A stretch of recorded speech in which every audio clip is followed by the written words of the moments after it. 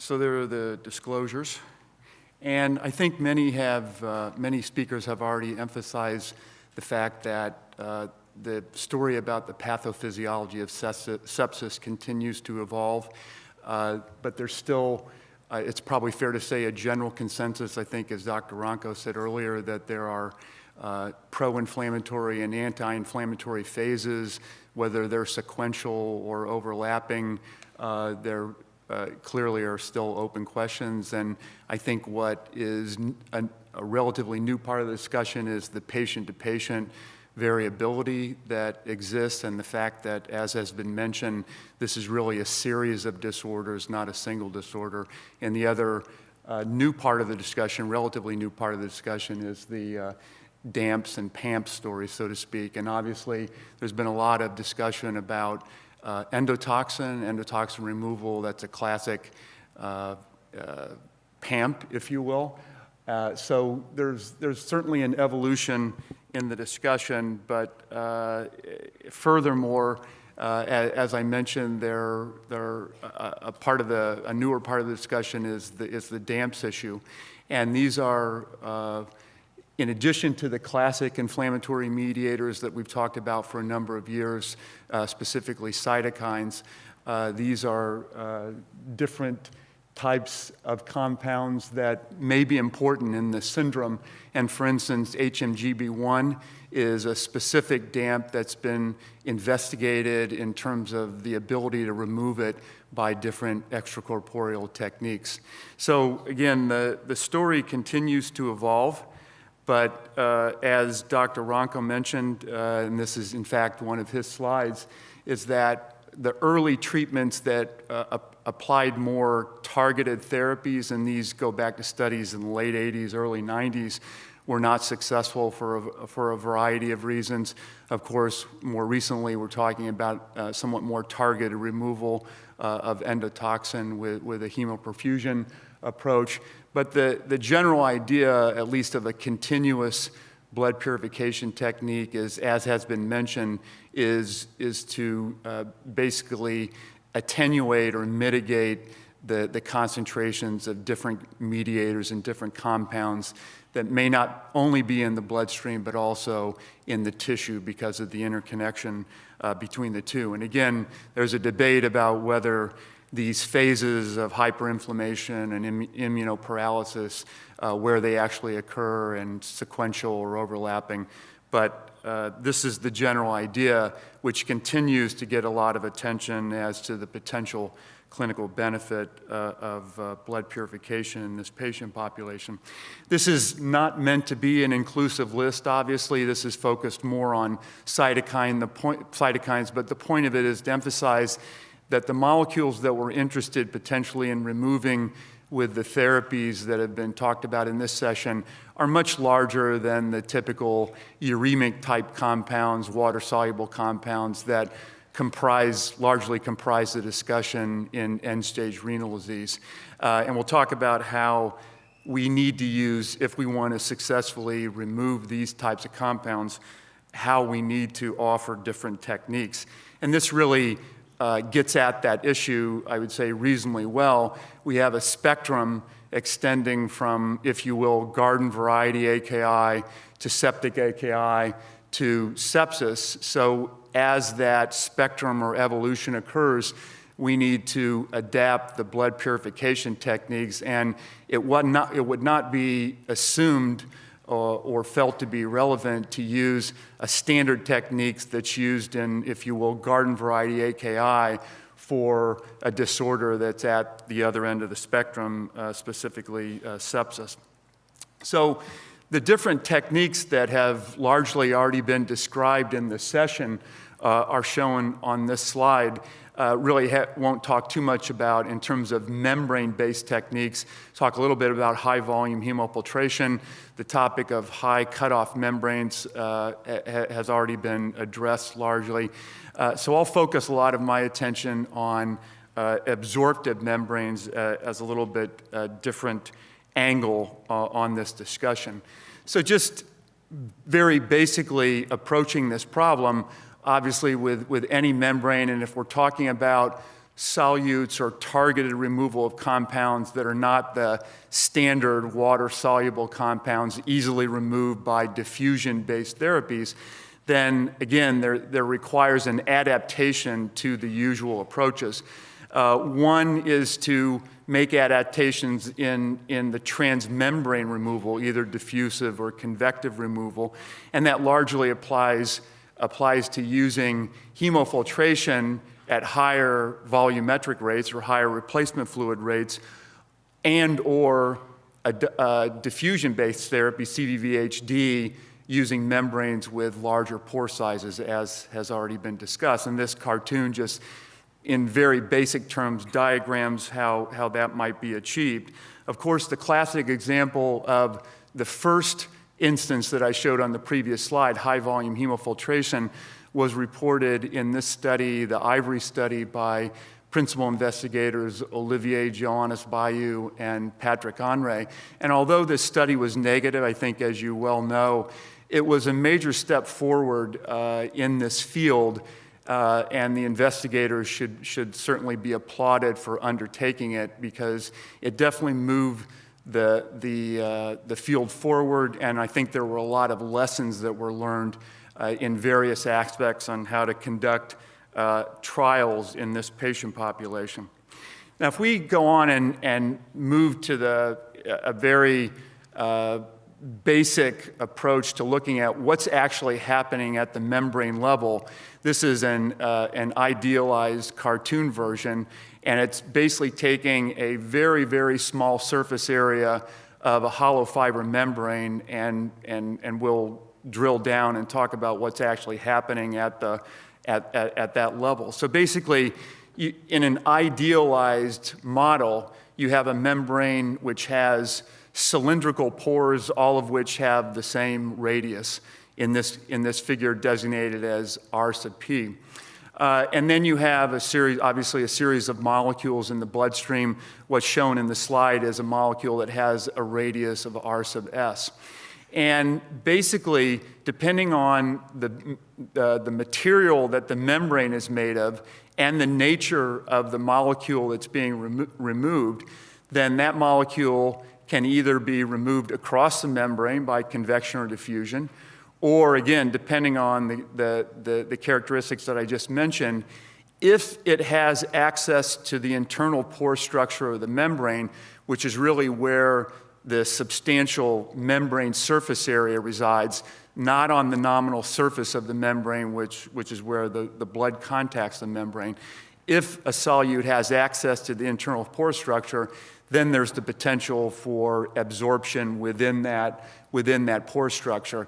And usually we're talking about hydrophobic compounds, peptides, proteins that are amenable to being removed by this absorptive mechanism. So this is a very idealized approach, and as I'll talk about, it gets much messier in the real world. And as exemplified by this in vitro study, but it captures to a certain extent what happens when a patient's actual blood is exposed to a membrane. So what does happen is the formation of a plasma protein layer that's primarily comprised of the proteins that are at the highest concentration in the bloodstream: albumin, fibrinogen, immunoglobulins.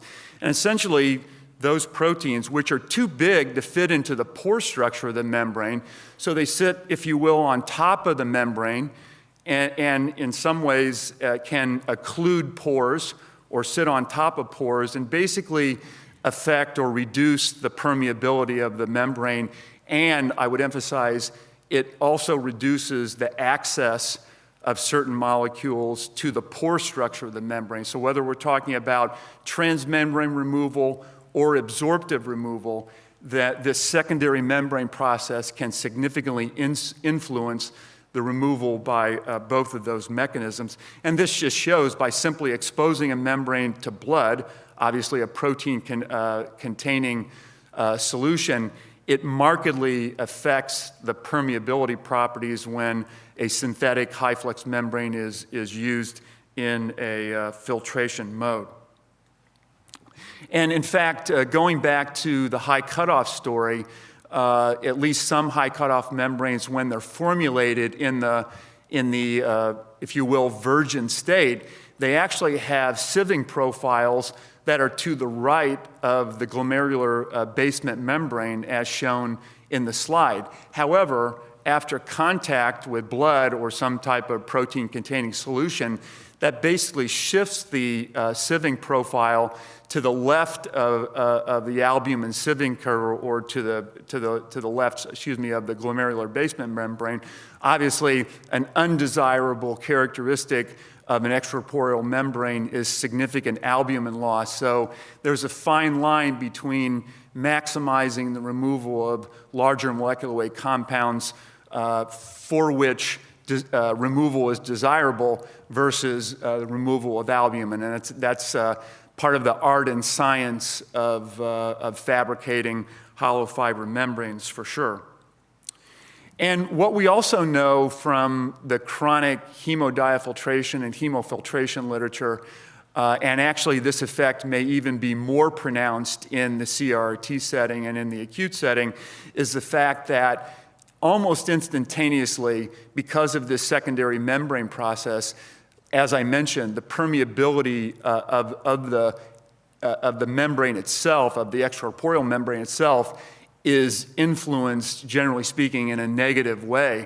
And the extent to which the permeability properties change for the membrane itself are actually a function of solute molecular weight. So in other words, the larger the compound in the bloodstream, the more that compound's removal is potentially going to be negatively impacted by this secondary membrane process and this effective decrease in the permeability of the extracorporeal membrane. But you can see that even for relatively small compounds like 10 Dalton compounds, this process occurs within the first 10 minutes of therapy. So it's very quick, and it has a significant impact on the effective performance of the extracorporeal membrane. Now, these data are from here in Vicenza, that even if you look at a small compound like creatinine, and these are a series of patients treated with different filter membranes and with different types of anticoagulation, either no anticoagulation or heparin anticoagulation. But even a compound as small as creatinine, you see this decrement over time, over 24 hours to 36 hours, which is substantial. And I know the group of Ravi Mehta and colleagues have really called this out as something that we should be following clinically as to what's actually happening to membrane performance over time. And again, the impact can be substantial, especially when we start talking about using filters for 48, 72 hours, or even longer in the context of regional citrate anticoagulation. Now, shift gears a little bit. We've largely been talking about transmembrane removal, and for the rest of the presentation then, I'll focus on absorptive removal. Again, depending on the material of the membrane and the type of compound that's in the bloodstream, typically, again, hydrophobic compounds, there are different mechanisms by which extracorporeal surfaces, including membranes, can bind these types of compounds. It can be by hydrophobic interactions, so-called van der Waals forces, or even ion exchange mechanisms. For membranes that are used for extracorporeal treatments, these mechanisms, it's fair to say, have not really been worked out in great detail, but there are a number of different mechanisms that may apply. These are older data, but they just demonstrate that, and it drives home the point that if you take a standard AN69 filter in the top curve and see how much of a kind of a prototypical low molecular weight protein is absorbed to that membrane in vitro, beta-2 microglobulin, and you compare that in this so-called absorption isotherm experiment, if you compare that to the same membrane material that has no pores, you can see this vast difference. And this just is to drive home the point that for significant absorption to occur, the molecule has to first get into the internal pore structure of the membrane. If it's too large to be able to access the pore structure, there's not going to be significant absorptive removal, and that's been demonstrated in a number of studies. This is a classic study, again, somewhat older, from the group of Van Holder in Belgium, but again, it clearly demonstrates that for a kind of a classic membrane that's well known to have absorptive properties, and that's AN69, you see that, number one, most of the removal of these inflammatory cytokines the bulk of the removal occurs by absorption, so that's one point. And then secondly, there seems to be a tailing off of the capability, the removal capability of the membrane over time, would suggest that either this is a saturation phenomenon or the secondary membrane process evolves continuously to progressively reduce the ability of that membrane to allow particularly absorptive removal to occur. This same membrane has been incorporated into a standalone filter and investigated in Japan. This happens to be the so-called AN69 ST filter, which is more or less around the world the typical CRT filter now that's used, or a very commonly used filter. So this is a so-called surface-treated AN69 filter, which does not change the removal properties, including the absorptive removal properties. This was a single-arm study that was a registration for this product in Japan, specifically for a sepsis indication. And although it was a relatively small trial, based on these results, which were compared to historical controls, this was approved by the Japanese Ministry of Health, again, specifically for a sepsis indication. And then the final generation of this AN69 family is Oxyrus, which also has a surface treatment shown in the middle there, surrounded by the red oblong figure.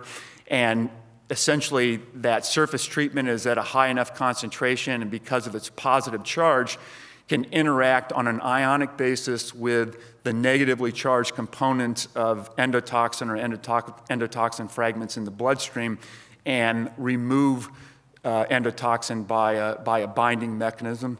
And also in the manufacturing process, there's a covalent linkage of heparin to the membrane for antithrombogenic properties. So this is relatively early on in clinical application, and we'll wait and see in terms of clinical data in the future. One last comment in terms of things to look toward for the future. There's a very interesting new approach that's coming out of Harvard, the Weiss Institute in the United States. This is, again, getting back to the issue of PAMPs, and very interesting approach in which they've basically attached a ligand, which is a binding lectin, which is well known to be able to bind components of bacterial cell walls and other inflammatory mediators. So basically, they've taken a standard hemofiltration or hemodialysis hollow fiber membrane, attached the ligand, and then looked at the capability of this hollow fiber device to remove various agents that may be relevant in the septic process. Again, very early on, but shows some promise, at least based on the early data, and it may be something that we can look toward in the future for an additional therapy application in this patient population. So to summarize, we've talked about a number of different approaches, and there are different techniques, whether it's transmembrane removal or absorptive removal, that are now used in septic patients. But we still have the problem that we don't have specific target molecules that we can really kind of zero in on. Now, I will say, as a disclaimer or a contrary opinion on that, we're still struggling in chronic dialysis to do the same thing, and that's been going on for quite a while. So I think it's way too early to give up on that idea. But this concept of secondary membrane effects, as I've tried to reiterate, is very important, and we need to understand especially for continuous therapies that are applied for long periods of time. We have to understand how this is influencing the actual performance of membrane-based therapies. Secondly, in a more, I would say, general manner, I would like to applaud the Spectral team for conducting the Euphrates trial. Irrespective of what the decision is in the United States by the FDA, this was a huge undertaking, and it's going to move this field forward. And I congratulate the Spectral team for doing this trial. It's going to really provide a lot of information that's very useful.